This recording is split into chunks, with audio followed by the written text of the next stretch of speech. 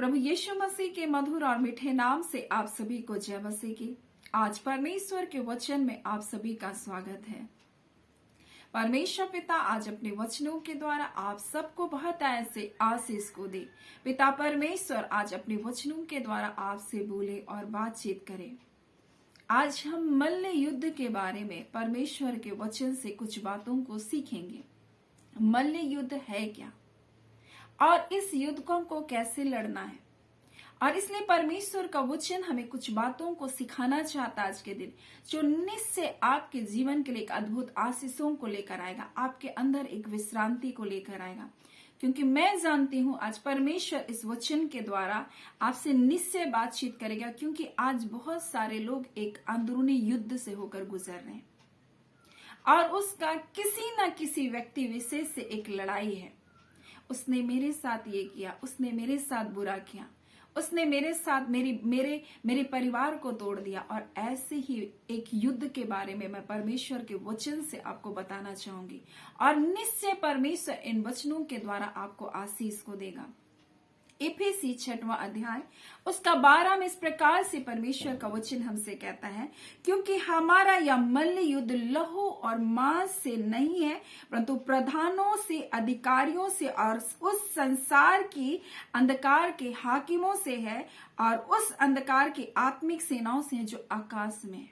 इस संसार में कहाँ है? इस संसार में मनुष्य के अंदर में है और मनुष्य के विचारों में होकर कार्य करता है। मनुष्य के अंदर उनकी आत्माओं पर, उनके विचारों पर शैतान कब्जा करके एक लड़ाई को लड़ता है। और परमेश्वर का वचन हमें स्पष्टता से कहता है, ये जो लड़ाई है ये मांस और लहू से नहीं, यानी किसी व्यक्ति से तुम्हारी लड़ाई नहीं है। फिर पहली बात आपको जो जानना है वो ये है कि आप और हम एक आत्मिक युद्ध में हैं।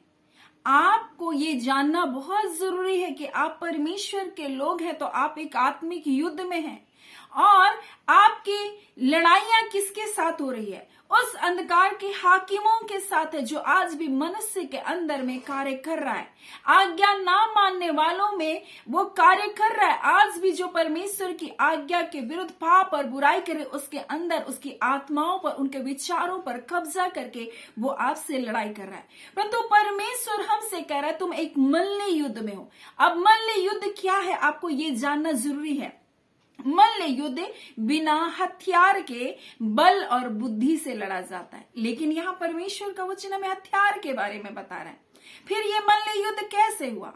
तो परमेश्वर कहता बिना हथियार का अर्थ है भौतिक हथियार।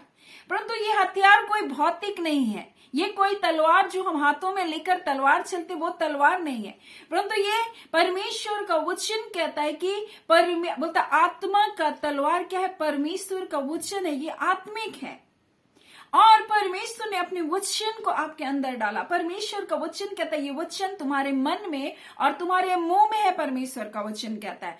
और यही वो वचन है जो तुम्हारा छुटकारा कर सकता है, और यही वो हथियार है। परमेश्वर कहता है मैं तुम्हारे मुंह के फल का सृजनहार हूं।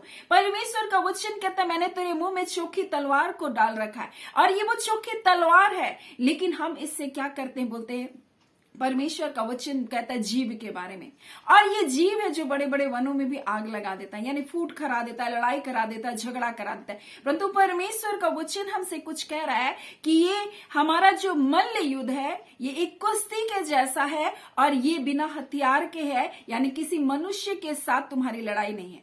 ये आत्मिक हथियार है और आत्मिक लड़ाई भी है। तो कई बार हम जब मनुष्य हमारे विरोध में कोई कार्य करता है तो मनुष्य से लड़ने लग जाते हैं, परंतु हम उसके अंदर जो आत्मा, दुष्ट आत्मा बैठी, हमारी लड़ाई उसके साथ है। आज जब यीशु मसीह अपने चेलों को अधिकार को दिया और जब वो दुष्ट आत्माओं को निकाल रहे थे, तो यीशु मसीह कहता मैंने शैतान को बिजली से आकाश से गिरते हुए देखा। यानी जब आप यहां प्रार्थना करते हैं और उस व्यक्ति के अंदर जिसमें दुष्ट शक्ति है, वो क्या करता है? उस मध्य आकाश में जिसको कंट्रोल करके रखा, वो गिर जाता है, वो दुलोक में चला जाता है। मेरे प्रियो, मैं आपसे क्या कहना चाहती हूँ, इस पृथ्वी के बारे में परमेश्वर का वचन हमें बता रहा है। लिखा है क्योंकि हमारा यह मल्ल युद्ध मांस और लहू से नहीं, परंतु प्रधानों से, अधिकारियों से और इस संसार के अंधकार के हाकिमों से है। यानी वो मनुष्य के अंदर में जिस मनुष्य को परमेश्वर ने अपनी महिमा के लिए रचा और बनाया, उसकी आत्माओं पर कब्जा करके वो बैठा है।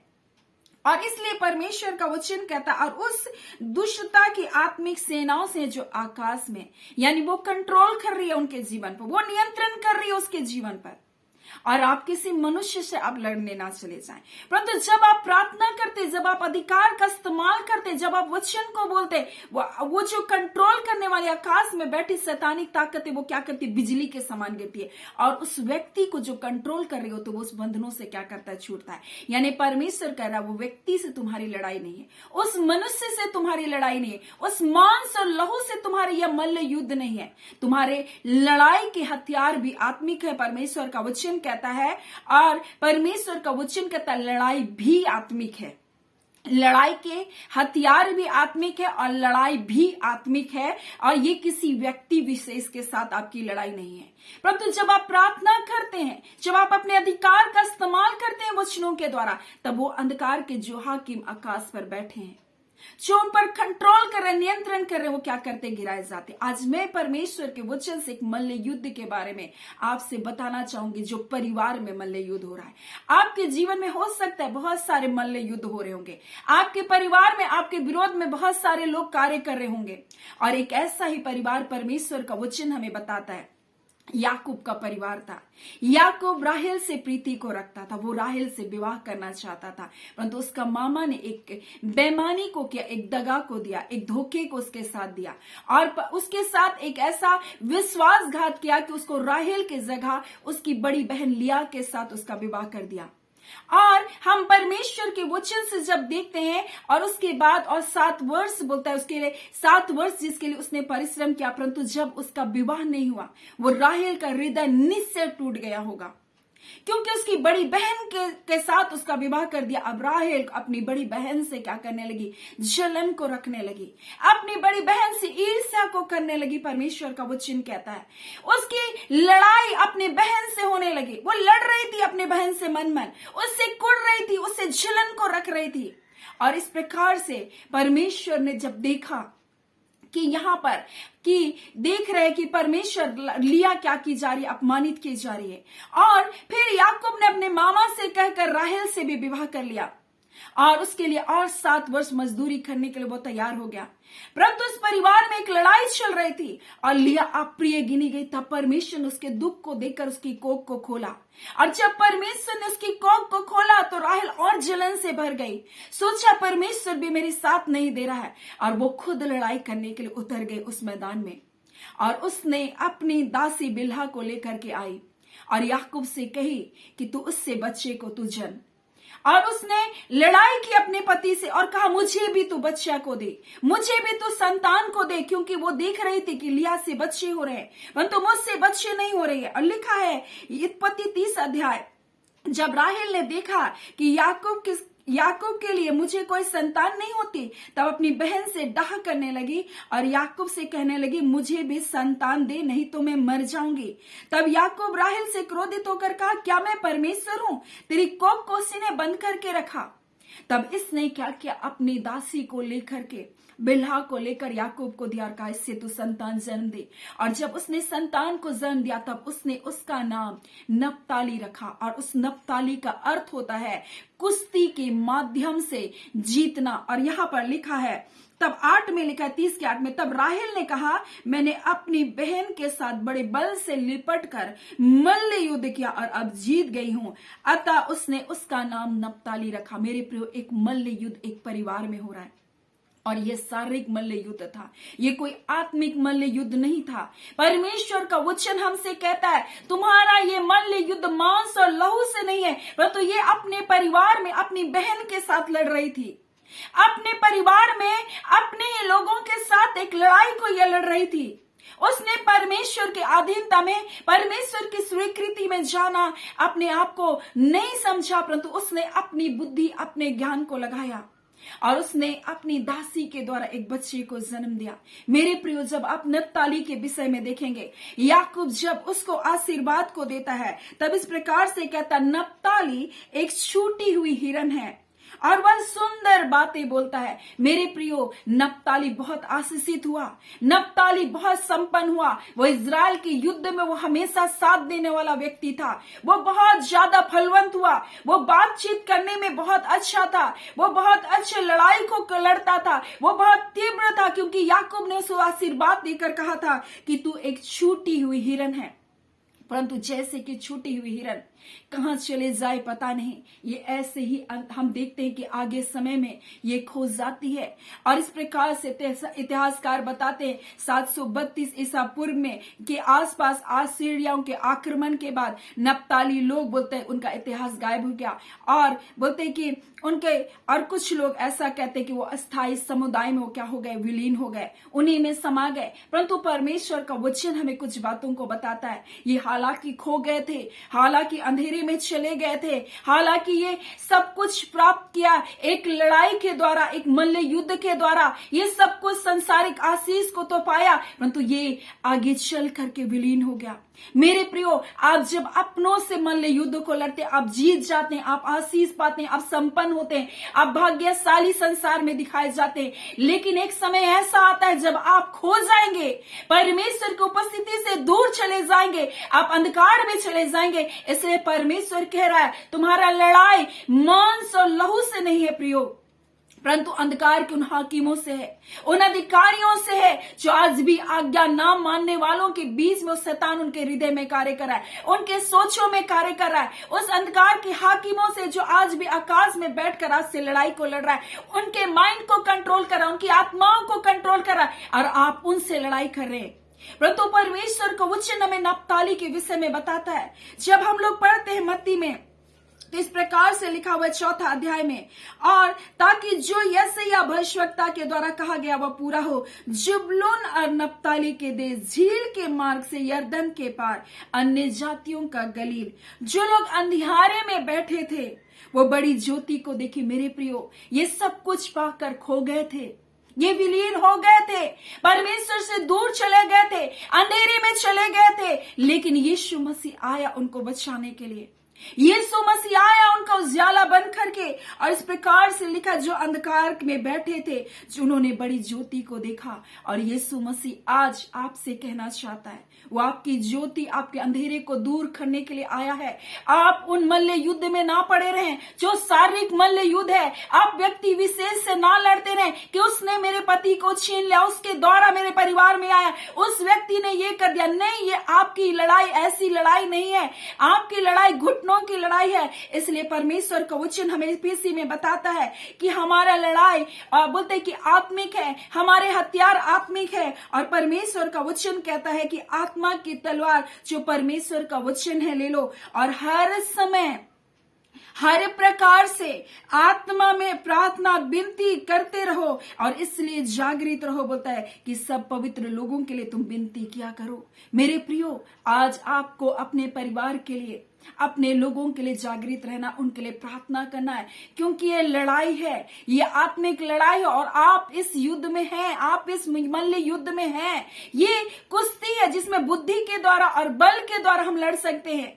तो कैसे लड़े? प्रभु की संगति में। इसलिए परमेश्वर का वचन कहता है प्रभु में और उसकी शक्ति के प्रभाव में तुम बलवंत बनो। जब आप प्रभु के निकट होंगे, जब आप प्रार्थना में प्रभु की संगति करेंगे, आप कितना देर प्रार्थना कर रहे ये नहीं, परंतु आप कितना परमेश्वर से बातचीत कर रहे ये मायने रख रहा है। आप कितना देर आकर अपने बातों को रख रहे ये नहीं, परंतु आप कितना परमेश्वर की बातों को सुन रहे हैं ये मायने रखता है। इसलिए प्रभु में और उसकी शक्ति के प्रभाव में तुम बलवंत बनो, तभी तुम इस युद्ध को जीत सकते हो। और इसलिए कहा परमेश्वर के सारे हथियार बांधो। ये युद्ध के हथियार आत्मिक है, ये कोई तलवार, ये भाला का जैसा नहीं। इसलिए दाऊद कहता है कि तुम तलवार और भाला को लेकर के लड़ने के लिए आए हो, परंतु संग्राम तो यहोवा का है। और बोलते हैं कि वो जानता था उसके युद्ध के हथियार शारीरिक नहीं है, वो युद्ध के हथियार आत्मिक है, इसलिए वो गोलियत को गिरा पाया। मेरे प्रियो, ये आत्मिक हथियार आपके पास है।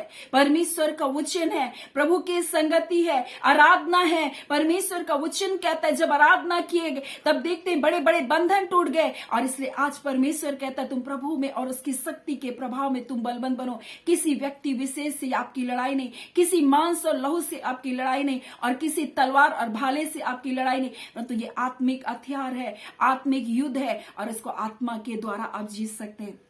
इसलिए आज परमेश्वर अपने वचन के द्वारा हमसे कहना चाहता है, तुम आत्मा से भरे जाओ, पवित्र आत्मा से भरे जाओ, उसके फलों से तुम भरे जाओ। और यही वो बातें हैं जब परमेश्वर आपको क्या करेगा, जय देगा, उसके आनंद से, उसके प्रेम से, उसके संयम से, उसके कृपा से, उसकी भलाई से, आत्मा के फलों से आप भर जाओ। और फिर ये युद्ध जो आपसे शैतान लड़ने जा रहा है, आप इस युद्ध में आप जय पाएंगे। और हम देखते हैं किस प्रकार से वहां राहेल सोच रही थी मैं जीत गई, परंतु हम आगे चलकर देखते हैं नप्ताली खो गया, सब कुछ पाकर खो गया, परंतु यीशु मसीह उसे ढूंढ लिया। आज प्रभु यीशु मसीह आपको उस अंधेरे से, उस कड़वाहट से, उस जलन से, उस ईर्ष्या से, उस डाह से आपको निकालने के लिए बुला रहा है। आप प्रभु के पास आए, उसकी उपस्थिति में आए, प्रभु से प्रार्थना करें, प्रभु मुझे अपनी आत्मा को दे, मुझे अपने आत्मा के फलों से भर दे प्रभु, ताकि ये ईर्ष्या डाह से मैं निकल सकूं, इन बुराइयों से निकल सकूं, और मैं एक जीवन को जी सकूं। सो परमेश्वर पिता इन वचनों के द्वारा आप सबको बहुत ऐसी आशीष को दे। आमीन। आइए हम प्रार्थना करेंगे। धन्यवाद देते हैं जीवते सच्चे सामर्थी मेरे पिता परमेश्वर, प्रभु यीशु मसीह के मधुर मीठे नाम से पिता आपके निकटता में आते हैं, आपके प्रिय लोगों को लेकर प्रभु, जो पिता इस समय एक मल्ल युद्ध की स्थिति में जी रहे प्रभु। हाँ पिता परमेश्वर, कई बार प्रभु अपने बच्चों से लड़ रहे प्रभु, कई बार अपने पतियों से लड़ रहे प्रभु, कई बार पड़ोसियों से लड़ रहे प्रभु, कई बार परमेश्वर प्रभु जी सगे संबंधियों से लड़ रहे प्रभु। तो ये युद्ध मांस और लहू से नहीं है प्रभु, आप कह रहे प्रभु जी। हाँ खुदा ने इस युद्ध में प्रभु जब आपके पास ये घुटने टेकते हैं प्रभु, हाँ खुदावन परमेश्वर प्रभु तुझसे मांग रहे उस शक्ति को प्रभु जी, आज पवित्र आत्मा अपने सामर्थ से अपने लोगों को भर दीजिए प्रभु जी। ऐ खुदावन परमेश्वर पिता, आज पिता आपके हाथों में जब अपने परिवार को सौंपते प्रभु जी, हर बंधन टूटे इनके परिवारों से, बच्चों के अंदर से अनाज्ञाकारिता के बंधन टूटे प्रभु जी। लड़ाई और झगड़े और कलह की आत्मा जिनके परिवार में कार्य कर रही दुष्टा के सारे बंधन आज हम तोड़ते। हर दुष्ट जो मध्य आकाश में प्रभु के जीवन पर, उन लोगों के जीवन पर कंट्रोल कर रहा है, पिलाने की आदत से प्रभु जी, व्यभिचार की आत्माओं के बंधनों में, अनाज्ञाकारिता की आत्माओं के बंधन में, आज हम सारी बॉन्डेज को यीशु के नाम से तोड़ते हैं। ऐ खुदावन परमेश्वर, आपके बच्चे परमेश्वर आपके आत्मा में बलवंत बनते जाए। खुदावन परमेश्वर, हर निराशा, निर्बलता, दुर्बलता करने वाली सारी आत्मा इनके जीवनों को छोड़कर जाए। हर प्रकार के कलह और क्लेश की आत्मा इनके बंधन टूटे यीशु के नाम से। ऐ खुदावन परमेश्वर, इस मल्ल युद्ध में ये जय को पाए, आपकी बुद्धिमत्ता से, आपके बल से, आपके ज्ञान से भरे जाए यीशु के नाम से। ऐ खुदावन परमेश्वर प्रभु जी, आपके पवित्र आत्मा से परमेश्वर ये परिपूर्ण होते चले जाए, और बलवंत होकर आपकी उपस्थिति में प्रभु हर युद्ध ये जीते यीशु के नाम से। इस बात की घोषणा करते, अपने परिवार में हर वो आशीष को जो शत्रु ने इनके जीवन से चुराया, इनको ये वापस लेकर आने जा रहे, उन भलाइयों को लेकर आने जा रहे। पिता जितना शत्रु ने छीना उसका 7 गुना ये वापस पाने जा रहे प्रभु जी। ऐ खुदावन परमेश्वर प्रभु, हाँ पिता, क्योंकि आपका वचन कहता है तुम्हारी हानि के लिए बनाए गए कोई भी हथियार सफल नहीं होंगे। आपका वचन कहता है खुदावन, हाँ तुम्हारी हानि के लिए बनाए गए कोई भी हथियार सफल नहीं होंगे। ऐ खुदावन, चाहे इनके लिए कितने भी बड़े कोर्ट केस, कितने भी बड़े लड़ाई और झगड़े को शत्रु ने खड़ा करके रखा, आज सारी युक्ति योजनाओं को हम तोड़ डालते हैं यीशु के नाम से। परिवारों में मेल मिलाप का आत्मा कार्य करे, सगे संबंधियों में मेल मिलाप का आत्मा कार्य करे, कलीसियाओं में प्रभु जी, हाँ पिता परमेश्वर, जो लड़ाई और झगड़े लोगों के बीच में, वो सारे बंधन भी टूटे। हाँ पिता परमेश्वर, जो लोगों ने, शैतान ने उनके हृदय को प्रभु जी कंट्रोल करके रखा, वो सारे सोच विचारों के कंट्रोल आज खत्म करते, उनकी बुद्धि से प्रभु, उनके सोच से शैतान के सारे असरों को बेअसर करते। ऐ खुदान, अपनी शांति से, अपने आनंद से, अपने जय से, अपने हर्ष से, अपने आनंद के तेल से अपने लोगों को भर रहे प्रभु जी इस घड़ी। हाँ खुदा, निराशाएं तुम छोड़ो इनके जीवन को, अशांति की आत्माओं के बॉन्डेज को हम तोड़ते हैं यीशु के नाम से। हर दुर्बल, कमजोर, निराशा को लाकर कमजोर करने वाली आत्माएं तुम छोड़ो यीशु के नाम से। हम आपके बच्चों के लिए जय और छुटकारे की घोषणा करते, बीमारियों से ये चंगे किए जा रहे, बंधन, हर प्रकार का अंधकार का बंधन तोड़ा जा रहा है। हम आपका धन्यवाद देते, जय छुटकारे को देने के लिए पिता आपका धन्यवाद।